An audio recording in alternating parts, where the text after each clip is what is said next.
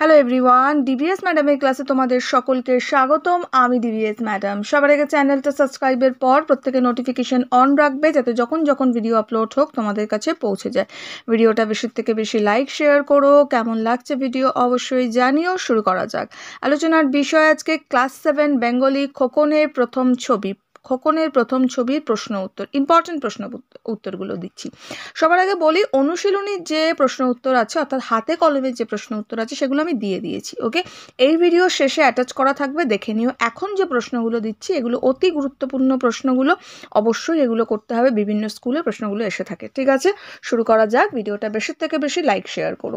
তোমাদের কোন কোন চ্যাপ্টার্সগুলো আছে অলরেডি আমি কিন্তু আগের ভিডিওটায় বলে দিয়েছি, যে চ্যাপ্টার্সের সমস্ত প্রশ্ন উত্তর ডিসকাশন সব আমি করিয়ে দিয়েছি। ছন্দে শুধু কান রাখো থেকে আমাদের শুরু হচ্ছে, আর লাস্ট আমাদের কুতুব মিনার পর্যন্ত রয়েছে। তো তার সমস্ত প্রশ্ন উত্তর আমার আলোচনা করা হয়ে গেছে। ওকে, এখন আর কথা বাড়াবো না, শুরু করা যাক। দেখো, সবার প্রথমের প্রশ্ন, আর বাকি সাবজেক্টগুলো কিন্তু হয়ে গেছে, সব প্লে লিস্টে পাবে। সবার প্রথমের প্রশ্ন, তার ছবিটা এঁকে ফেলো একদিন। ঊর্ধ্বিতা অংশে বক্তা কে, তার ছবিটা বলতে এখানে কোন ছবির কথা বলা হয়েছে? উত্তর আমরা লিখব, খোকনের প্রথম ছবি পাঠ্যাংশের অন্তর্গত। ঊর্ধ্বিতা অংশের বক্তা হলেন খোকনের ড্রয়িংয়ের মাস্টারমশাই। ওকে, নেক্সট বলেছে তার ছবি বলতে এখানে কোন ছবির কথা বলা হয়েছে? উত্তর আমরা লিখব, তার ছবি বলতে এখানে খোকনের বাড়ির সামনে চমৎকার ইউক্যালিপটাস গাছের ছবি আঁকার কথা বলা হয়েছে। নেক্সট প্রশ্ন, তোমার নিজের ছবি কই, এটি কার উক্তি? নিজের আঁকা ছবি বলতে তিনি কি বুঝিয়েছেন? উত্তর, উদ্ধৃত অংশের বক্তা হলেন খোকনের বাবার বন্ধু, বাবার এক চিত্রকার বন্ধু। ঠিক আছে, তিনি লখনৌতে থাকেন, মনে থাকে যেন। আচ্ছা, নিজের আঁকা ছবি বলতে জাস্ট আ সেকেন্ড, নিজের আঁকা ছবি বলতে কোনো কিছু দেখে কপি বা নকল করা ছবি নয়, চোখ বুঝে বসে কল্পনা করা ছবির কথা বুঝিয়েছেন। ওকে, অর্থাৎ কারো নকল করা নয়, নিজের থেকে আঁকা, অর্থাৎ চোখ বুঝে কল্পনা করে যে ছবি সামনে আসে সেটার কথাই বলা হয়। নেক্সট প্রশ্ন, খোকন কিভাবে মেঘের ছবি আঁকতে গিয়ে বেকুব হয়েছিল? উত্তর লিখব, প্রকৃতির ছবি আঁকার প্রচেষ্টায় খোকন একদিন মেঘের ছবি আঁকতে গিয়েছিল। সে দেখলো আকাশে একটা মেঘ হাতির মতো। আচ্ছা, রূপটিও তার সুন্দর, ঠিক যেন একটি হাতি পিছনে দুপা ভর দিয়ে সুর তুলে আছে। কিন্তু সে ছবি এঁকে মিলিয়ে দেখতে গিয়ে খোকন বেকুব বনে গেল, কারণ হাতি তখন হাতি নেই, প্রকাণ্ড এক কুমির হয়ে শুয়ে আছে। নেক্সট প্রশ্ন, খোকনের নিজের ছবি কিভাবে আঁকা হলে? উত্তর লিখব, খোকন তার বাবার বন্ধুর কথা শুনে একদিন নিজের ঘরে চোখ বুজে বসে রইল, এবং সে কল্পনায় শুধু অন্ধকার দেখতে পেল, বা তার কল্পনায় শুধু অন্ধকার এলো, এভাবেও লিখতে পারবো। তারপর কালো রং আর তুলি নিয়ে খোকন সেই অন্ধকারের ছবি আঁকলো ড্রয়িং খাতায়, একটি পাতা কালো রঙে ভরে দিয়ে। এইভাবে খোকন তার নিজের ছবি আঁকলো, এবং ছবিটা আঁকার পরে, দরকার পড়ে এটাও একটু হাইলাইট করে দেবে, ছবিটা আঁকার পরে সে দেখল যে কালো রঙের ভেতর থেকে, বা কালোর ভেতর থেকে একটা মুখ আর অদ্ভুত হাসি মাখা চোখ, এটাও দরকার পড়ে একটু হাইলাইট করে দিও। ওকে, নেক্সট প্রশ্ন, খুব বড় চিত্রকার হবে তুমি, কে, কখন, এ কথা বলেছিলে, কেন? ড্রয়িং মাস্টারমশাইয়ের অনুপ্রেরণায় যখন খোকন বাড়ির সামনে ইউক্যালিপটাস বা বাড়ির অদূরে পুলের ছবিটা চমৎকার এঁকেছিল, তখন তাকে উৎসাহ দিয়ে একথা বলেছিল তার মাস্টারমশাই। নেক্সট প্রশ্ন, খোকন ছোটবেলা থেকেই ছবি আঁকতে ভালোবাসত। তার ছবি আঁকার ঝোঁক এবং নৈপুণ্য দেখেই ড্রয়িংয়ের মাস্টারমশাইয়ের উক্ত ভবিষ্যবাণীটি করেছিলেন। দিয়ে এখানে আমরা কে, কখন এ কথা বলেছিলেন এবং কেন বলেছিলেন, এই কেনর আনসারে এটা আমরা দেব। ওকে, এই আনসারটা কমপ্লিট করব। নেক্সট প্রশ্ন, সূর্যের যে ছবিটা এঁকেছে সেটা সূর্যের মতো নয়, কার লেখা? আচ্ছা, কোন গল্প থেকে নেওয়া হয়েছে? সূর্যের ছবি সূর্যের মতো নয় কেন? উত্তর লিখব, বলাইচাঁদ মুখোপাধ্যায় অর্থাৎ বনফুল। খোকনের প্রথম ছবির থেকে আলোচ্য অংশটা নেওয়া হয়েছে। সূর্যের ছবি সূর্যের মতো নয়, কারণ সূর্য একটি জ্বলন্ত অগ্নিপিণ্ড, তার নিজস্ব তেজ বা দীপ্তি আছে। সেই দীপ্তিময় সূর্যের ছবি ড্রয়িং বুকের পাতায় রং তুলি নিয়ে যখন আঁকা হয়, তখন তার সেই দীপ্তি আর থাকে না। হলো। নেক্সট প্রশ্ন, কিন্তু কিছুদিন পরে সে নিজেই বুঝতে পারলো ঠিক হচ্ছে না। এখানে সে বলতে কার কথা বলা হয়েছে, তার এরূপ মন্তব্যের কারণ কি? উত্তর, বনফুলের লেখা খোকনের প্রথম ছবি পাঠ্যাংশ থেকে উৎকলিত ঊর্ধ্বাংশটিতে সে বলতে খোকনের কথা বলা হয়েছে। নেক্সট বলেছে তার এমন মন্তব্যের কারণ কি? উত্তর লিখব, ড্রয়িং মাস্টারের কথা মতো প্রকৃতির ছবি আঁকতে বসে সূর্যের যে ছবিটা সে এঁকেছে সেটা সূর্যের মতো নয়, কারণ সূর্যের দীপ্তি ছবিতে ফোটেনি, গোলাপের সৌন্দর্য ছবিতে প্রকাশ পায়নি। এই সব প্রাকৃতিক দৃশ্যের অহরহ বদল হয় বলেই খোকন উপরিউক্ত মন্তব্যটি করেছিল। নেক্সট প্রশ্ন, প্রকৃতির ছবি ঠিক আঁকা যায় না। প্রকৃতি কি? প্রকৃতির ছবি ঠিক আঁকা যায় না কেন? উত্তর লিখব, প্রকৃতি হলো এই বাইরের জগৎ বা নিঃসর্গ, অর্থাৎ বিশ্ব চরাচর যেসব উপাদানে গঠিত তার সমগ্র রূপকেই বলা যেতে পারে প্রকৃতি। নেক্সট প্রশ্নটা ছিল প্রকৃতির ছবি আঁকা যায় না কেন? উত্তর লিখব, ঈশ্বর এই প্রকৃতির স্রষ্টা, মানে সৃষ্টিকর্তা যাকে আমরা বলতে পারি। তিনি যা কিছুই সৃষ্টি করেছেন তা সবই সুন্দর। তিনি সমস্ত জীবজগৎকে এমনকি মানুষকেও সৃষ্টি করেছেন, আর মানুষ সেই প্রকৃতির ছবি আঁকে তা ঠিক হয় না। অর্থাৎ ঈশ্বরের সৃষ্টি প্রকৃতি মানুষের তুলির টানে উৎকর্ষটা হারায়। অর্থাৎ প্রকৃতিকে সৃষ্টিকর্তাকে না, ঈশ্বর সকলকে সৃষ্টি করেছে, এমনকি মানুষকেও সৃষ্টি করেছে। তো প্রকৃতির ছবি যদি আমরা আঁকতে চাই সেটা কখনোই সেই তুলির টানে আঁকা সম্ভব নয়।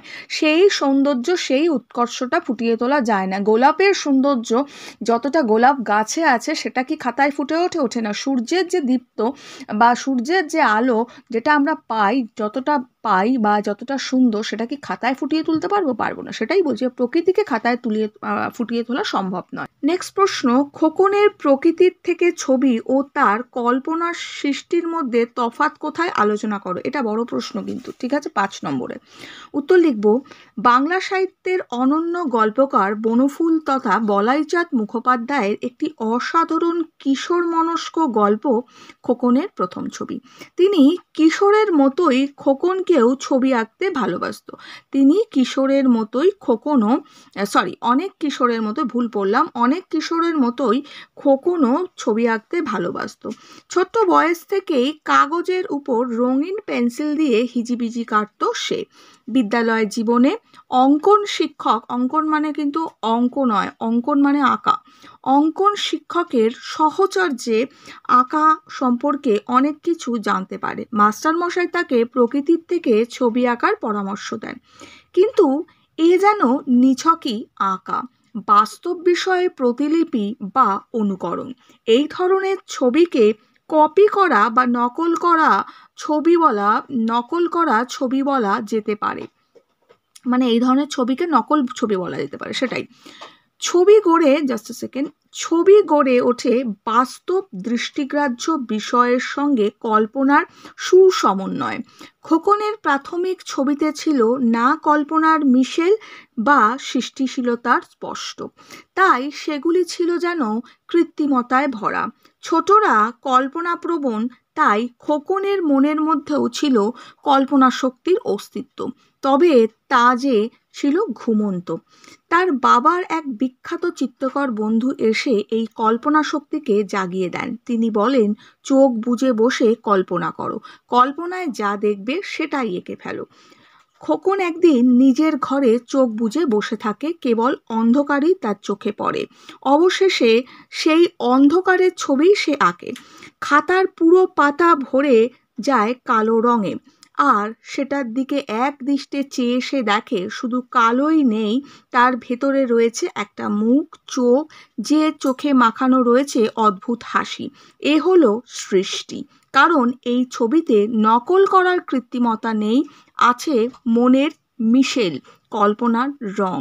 অর্থাৎ এতদিন সে যে ছবি এঁকেছে প্রকৃতির ছবি, লাইক ওটা ফটোগ্রাফির সমান, অর্থাৎ ছবি আমরা কপি করে দেখেছি, যা দেখেছে তাই এঁকেছে। কিন্তু আজ যেটা ও বাবার বন্ধুর পরামর্শে চোখ বন্ধ করে কল্পনা করে এঁকেছে, সে একটা কালো রঙের ছবি এঁকেছে, শুধু কালো রং এঁকেছে, কিন্তু তার মধ্যে দিয়ে যখন সে দেখছে, সে দেখতে পাচ্ছে সুন্দর একটা হাসি ভরা মুখ আর দুটো চোখ, ঠিক আছে। অর্থাৎ সে এই যে সৃষ্টিটা করেছে সেটা তার নিজস্ব সৃষ্টি। নেক্সট হচ্ছে হাতি কুমির হয়ে গেছে, তাৎপর্য বিশ্লেষণ করো, এটা 3 নম্বরের প্রশ্ন। উত্তর আমরা লিখব বনফুলের লেখা খোকনের প্রথম ছবি পাঠ্য অংশ থেকে উদ্ধৃত তাৎপর্য নিহিত অংশটি গৃহীত। তাৎপর্য বলে আমরা পয়েন্ট করে লিখব। কি লিখব? খোকন একদিন আকাশের দিকে দৃষ্টি রেখে যে মেঘের ছবি এঁকেছিল তার আকৃতি ছিল অনেকটা হাতির মতো, ঠিক যেন একটি হাতি পিছনের দুপায়ে ভর করে সুর তুলে আছে।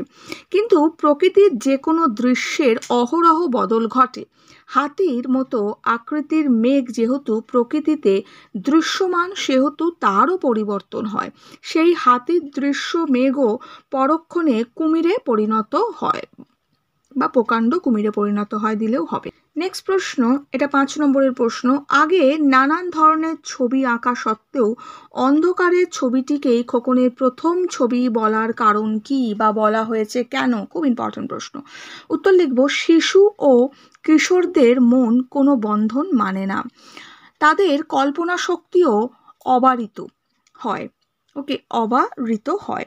ছেলেবেলা থেকেই যে খোকন কাগজে হিজিবিজি কেটে রঙের ফোয়ারা তুলতো, বিদ্যালয়ের গণ্ডি তা অনেক প্রশংসা পায়, মানে বিদ্যালয়ের গণ্ডিতে তা অনেক প্রশংসা পায়। বিশেষত তার আঁকার মাস্টারমশাই যখন প্রকৃতির থেকে ছবি আঁকতে শেখান তখন সেই ছবি এঁকে সে প্রশংসা পায় অনেক।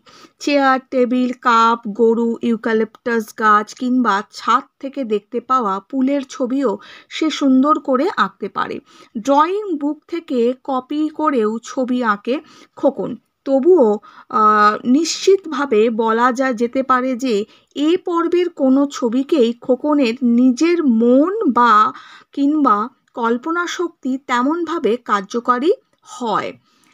এইসব ছবি বলা যেতে পারে নকল করা ছবি। এটা কিন্তু হবে না, এটা নয় হবে, এখানে ভুল এসছে। হ্যাঁ, নয় হবে, কারণ এখানে বলেছে যে তবুও নিশ্চিতভাবে বলা যেতে পারে এ পর্বের কোনো ছবিতেই খোকনের নিজের মন কিংবা কল্পনা শক্তি তেমনভাবে কার্যকরী নয়, অর্থাৎ কল্পনা শক্তিকে কাজে লাগানো হয়নি ড্রয়িং বুকের ছবিতে। এইসব ছবি নকল ছবি। হলো এতটা। নেক্সট হচ্ছে হঠাৎ লখনৌ থেকে আসা বাবার এক চিত্রকর বন্ধুর পরামর্শে খোকনের মানসিকতার বদলে যায়। নিজের কল্পনা শক্তির পরীক্ষা করতে একদিন সে ঘরে চোখ বুজে বসে সামনে কেবলই অন্ধকার দেখতে পায়। তারপর রং ও তুলি দিয়ে সেই অন্ধকারের ছবি ড্রয়িং বুকের একটি সাদা পাতায় সে এঁকে ফেলে। সেই অন্ধকারের ছবির মধ্যেই সে দেখতে পায় একটি মুখ ও অদ্ভুত হাস্যকর চোখ। এই ছবিতেই খোকনের নিজস্বতা ধরা পড়ে বলে একেই খোকনের আঁকার প্রথম ছবি বলা যেতে পারে বা বলা যায়। ওকে, এইভাবে অর্থাৎ মোদ্দা কথা আমরা বুঝলাম এতদিন সে যে ছবি আঁকতো, গাছপালা, ঘর বাড়ি, টেবিল, ইউক্যালিপটাস গাছ সব কিছু কিন্তু প্রকৃতির জিনিস, সে যেটা দেখতো সেটাই আঁকতো। তো এর মধ্যে তার কোনো কল্পনা শক্তি বা নিজস্বতা ছিল না। এই সকল ছবিকে নকল ছবি বলা যেতে পারে। বাট তার বাবার বন্ধুর পরামর্শ অনুযায়ী সে যে ছবি এঁকেছিল চোখ বন্ধ করে, সেটা ছিল একটা অন্ধকারের ছবি। বাট সেটার থেকে সে দেখতে পায় যে একটি অদ্ভুত সুন্দর হাসি মাখা একটি সুন্দর মুখ এবং অদ্ভুত হাস্যময় চোখ। ঠিক আছে, এই যেটা এঁকেছিল এটার মধ্যে তার নিজস্বতা ছিল, অর্থাৎ এটাই তার প্রথম নিজের ছবি বলা যেতে পারে। হলো, এই প্রশ্নগুলো দিলাম, ইম্পর্টেন্ট, খুব ভালো করে পড়ো। এখনের জন্য এটুকু। বন্ধুদের সঙ্গে শেয়ার করো, লাইক করো, ভালো থাকো।